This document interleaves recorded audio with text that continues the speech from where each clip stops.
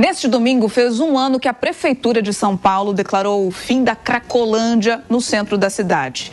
Para falar sobre esse assunto, sobre eleições, chapa confirmada, nós recebemos aqui no nosso estúdio o vice-governador de São Paulo, Felício Ramute. Seja muito bem-vindo ao Jornal da Manhã. Obrigada pela atenção. Beatriz Manfredini também aqui ao vivo conosco para participar da entrevista. Bom dia. Bom dia, Beatriz. Bom dia, Bia. Bom dia, Evandro. Prazer estar com vocês. Vamos falar da Cracolândia. A Cracolândia que acabou e não voltará. Falar de política. Estou aqui à disposição de vocês. Exatamente, para a gente começar sobre esse tema, né, que é de grande preocupação por parte do morador de São Paulo, das pessoas que vêm de fora, entender exatamente o que aconteceu com a Cracolândia. Alguns comerciantes reclamam sobre um possível espalhamento dos usuários pela cidade, do tráfico também, e não de uma solução definitiva. Como que o senhor avalia isso? Bom, Beatriz, vamos dividir esse tema. Primeiro, entender por que ao longo dos últimos 30 anos, nenhum governo, nenhuma gestão, seja da Prefeitura ou do Governo do Estado, conseguiu trazer uma solução. Foi um erro de diagnóstico, de fato. Na verdade, ali, a gente tinha duas questões. Primeiro, identificar bem quem eram aqueles usuários. E segundo, entender que aquilo... E o crime organizado não se tratava só daquele região, daquele território ou daquele quarteirão. O crime organizado tinha um sistema ali com vários braços, como Ferros Velhos, a Favela do Moinho, e era preciso atuar em todas as frentes. Aí nós criamos o Hub de Cuidado com Crack e outras drogas, tão importante para acolher os usuários, saúde, a área social, a área de habitação e, claro, na segurança pública. Nós somos muito duros, foram 1.900 prisões de traficantes ali e mais o fechamento dos Ferros Velhos, hospitais e pensões, também a Favela do Moinho, que hoje tem por volta de apenas 20 famílias. Estamos na fase final da remoção e a transformação para o Parque do Moinho. Agora, o que de fato existia era um lugar no centro da cidade de São Paulo, Beatriz, onde o governo, onde o poder público não entrava. Era uma área de exceção, o melhor lugar do Brasil para se esconder da família, para se esconder da polícia. E foi isso que nós acabamos. Nós passamos a atuar ali na região,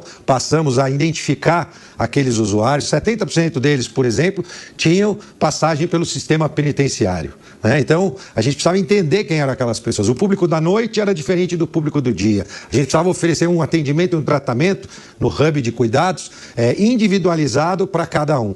Por isso que nós atendemos 30 mil usuários com internações. Ora, se a gente tinha ali entre 13 e 4 mil usuários, como que nós internamos 30 mil usuários? E aí que está a grande diferença que eu falei do diagnóstico.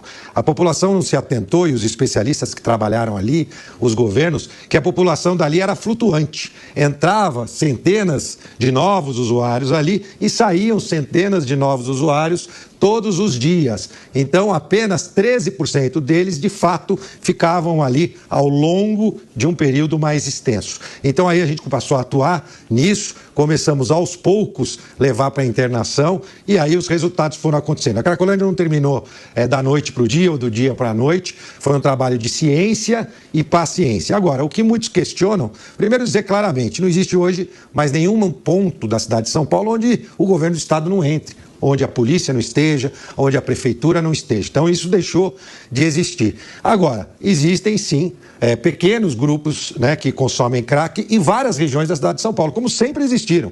Isso não tem absolutamente nada a ver com o fim da Cracolândia. Posso citar, por exemplo, ali na Roberto Marinho, posso citar ali no CEAGESP, entre outras regiões que sempre existiram. E mais, Beatriz, o mesmo trabalho que a gente tinha na Cracolândia de qualificação e identificação dos usuários, a gente continua fazendo.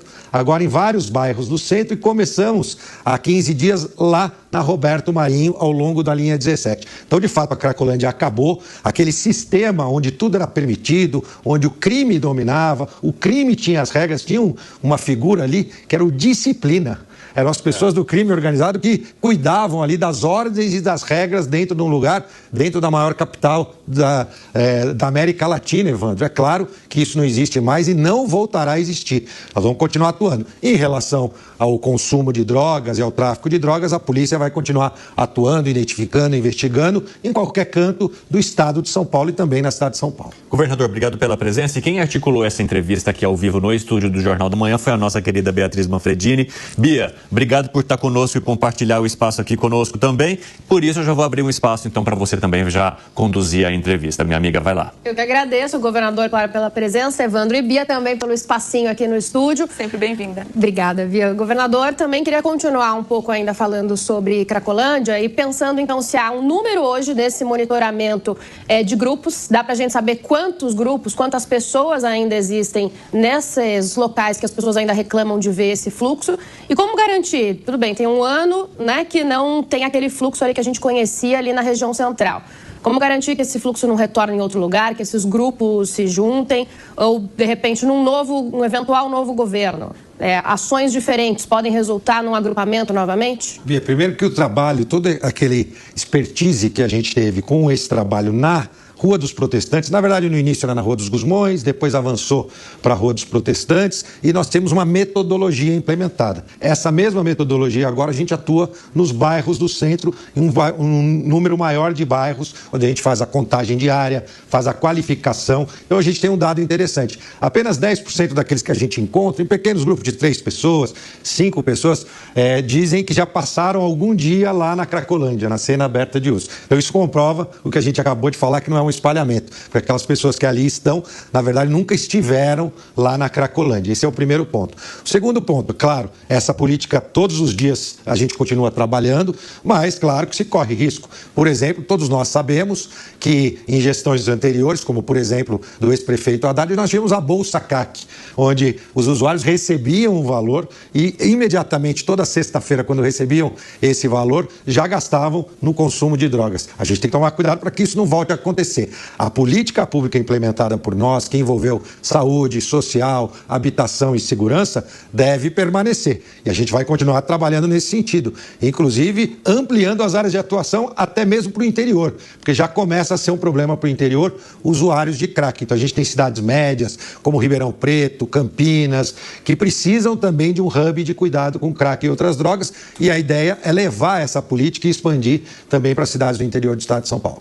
Agora, governador, eu quero falar um pouquinho sobre movimentação política e, a depender de como as eleições de 2026 se desenrolarem, a permanência de vocês no poder, mas sobre toda a costura que levou também à possibilidade da sua permanência na candidatura com Tarcísio de Freitas.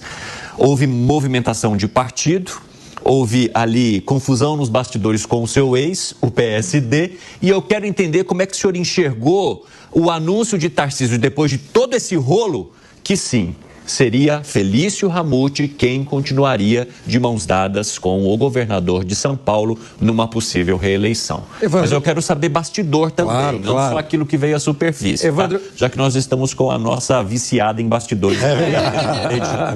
Às 6h30 da manhã ela já me manda mensagem querendo saber dos bastidores. Você é proprietário. Bom, governador. Bom, primeiro eu fui prefeito, Evandro, de São José dos Campos, e ali eu tive a oportunidade de escolher os meus vices, né? E a gente sabe que é uma escolha pessoal, né, do titular do cargo, daquele que vai disputar a eleição. Qualquer outro tipo de pressão externa em relação a isso pode acabar tendo um resultado negativo para o próprio candidato. E quando o candidato escolhe, ele tem que pensar naquele parceiro que vai caminhar com ele na eleição e depois ao longo da gestão, que é tão importante. E é fato, eu e o governador Tarcísio, na grande maioria dos temas, na maioria absoluta dos temas, a gente pensa do mesmo jeito. Até na forma de fazer gestão, na forma de fazer política. A gente vê, Evandro, que hoje a política às vezes fica disputando o poder. A gente às vezes vê na grande maioria das figuras políticas a maior preocupação é como é que a gente estabelece para continuar no poder. Com o governador Tarcísio, ele tem uma outra visão da política. Para ele, política é a oportunidade, através do dom, da capacidade técnica e intelectual dele, de promover uma melhoria na qualidade de vida das pessoas. Esse é o nosso foco, trabalhar pela gestão. Eu penso como governador e aí eu entendi como natural. É claro que o mundo político vê uma oportunidade de ocupar novos espaços e é natural, mas o governador tem esse estilo de fazer política. Eu não estou aqui fazendo uma crítica a outros que tenham outros estilos, mas ele deixa muito claro o seu jeito de fazer gestão e o jeito de fazer política, que é novo, inédito e inovador para o estado de São Paulo. E é por isso que a gente tem conseguido tão bons resultados. Ficou rusga com o presidente do PSD? Não, de forma alguma. Teve uma colocação, acho que foi até aqui na Jovem Pan, né? Quando a Beatriz pergunta, ele diz que ele me convidou a sair do PSD. Eu costumo dizer, né?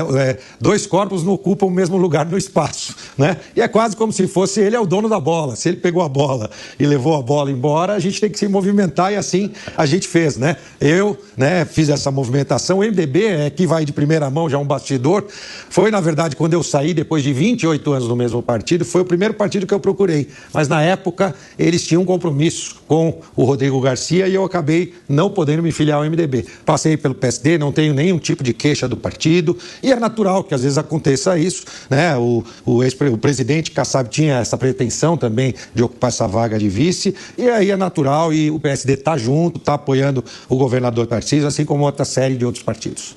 Rapidamente, por que a escolha do MDB se já tem um cheiro de sucessão para daqui a 4 anos? Então, vamos lá. Primeiro, o MDB, como eu disse, eu já tinha procurado o MDB antes. Segundo, hoje o MDB é um partido orgânico, talvez um dos únicos partidos orgânicos que restam, né? Onde a gente tem bastante discussão, o que é bom, né? E é um partido democrático também pela sua essência. Então, eu tinha história, eu fiz parte do PSDB, que na verdade vem da origem do MDB, então total sinergia, o nosso presidente Baleia Rossi, eu tenho tido muita oportunidade de estar com o Baleia Rossi, estivemos em Ribeirão Preto agora na Caravana 3D, então a gente tem, eu tenho cada vez mais conhecido, mais admirado a direção do Baleia Rossi à frente do MDB, então eu estou muito confortável, fui muito bem acolhido e quero poder oferecer para o MDB, claro, um fortalecimento aqui no estado de São Paulo, seja como vice-governador ou como um filiado e atuante para fortalecer o partido. A segunda pergunta...